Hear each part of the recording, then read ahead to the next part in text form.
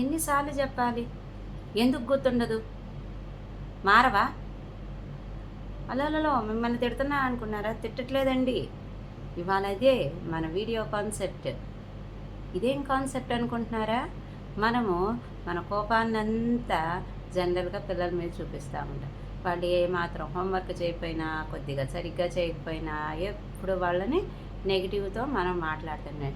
నీకు ఇంతే, నీకు రాదు, ఎంత చదివినా రాదు, నీకు గుర్తు ఉండదు, నీకు చెప్పలేము, ఏదండి ఇంకా మనం ఎన్ని అంటాం కదా. నేను కూడా అన్నానండి. కానీ అది ఏమైనా హెల్ప్ చేస్తుందా? చెయ్యదు. దీన్ని ఇంగ్లీష్లో మనం ఏంటంటే ఫిక్స్డ్ మైండ్ సెట్ అంటారు. మనం ఎప్పుడైతే మన పిల్లల్ని మనం నీకు చేత కాదు, నీకు కాదు అని చెప్పి అంటూ ఉంటామో, వాళ్ళు నిజంగా మనం ఇంతేనేమో అనుకొని వాళ్ళు ఫిక్స్ అయిపోతారు. దాన్ని లేబులింగ్ అంటాం. వాళ్ళు నాకు ఎంత చదివినా రాదు, నాకు గుర్తుండట్లేదు, నీకు గుర్తుండదు నాకు గుర్తుండదు అని వాళ్ళు గ్రాంటెడ్గా తీసేసుకుంటారు. ఇంకా అసలు గుర్తు పెట్టుకోవడానికి, మార్చుకోవడానికి కూడా ట్రై చెయ్యరు. సో మరి ఏం చెయ్యాలి అంటారా? దాన్నే మనం గ్రోత్ మైండ్ సెట్గా మార్చాలి. ఇప్పుడు ఉన్న పిల్లల ఫిక్స్డ్ మైండ్ సెట్ని గ్రోత్ మైండ్ సెట్. ఆ ఫిక్స్డ్ మైండ్ సెట్ని మనమే ఇచ్చాము, గ్రోత్ మైండ్ సెట్ కూడా ఇచ్చే బాధ్యత మనది. మరి ఈ గ్రోత్ మైండ్ సెట్ని ఇంప్రూవ్ చేయడానికి పిల్లల్లో ఏం చేయాలి? మనం ఇప్పుడు దాకా నెగిటివ్ మాట్లాడుతూ ఉన్నాం. మేబీ నిజంగా వాళ్ళకి గుర్తు ఉండకపోవచ్చు, కానీ వాళ్ళని డిస్కరేజ్ చేయకూడదు. సో ప్రతిరోజు ఎంతో కొద్దిగా ఎఫర్ట్స్ వాళ్ళు పెడుతున్నారు, ఇంప్రూవ్మెంట్ ఉంటుంది. సో వాళ్ళని అప్రిషియేట్ చేయండి.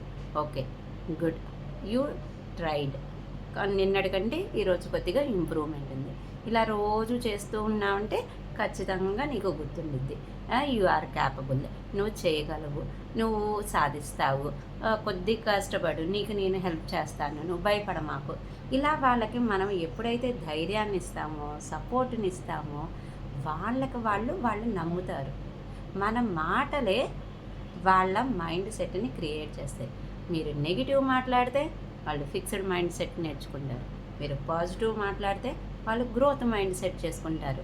నిజంగా వాళ్ళు సక్సెస్ కాలేకపోతున్నారు, స్కూల్లో పర్ఫామ్ సరిగ్గా చేయకపోతున్నారు అంటే అది వాళ్ళ 100% వాళ్ళ తప్పు కాదు.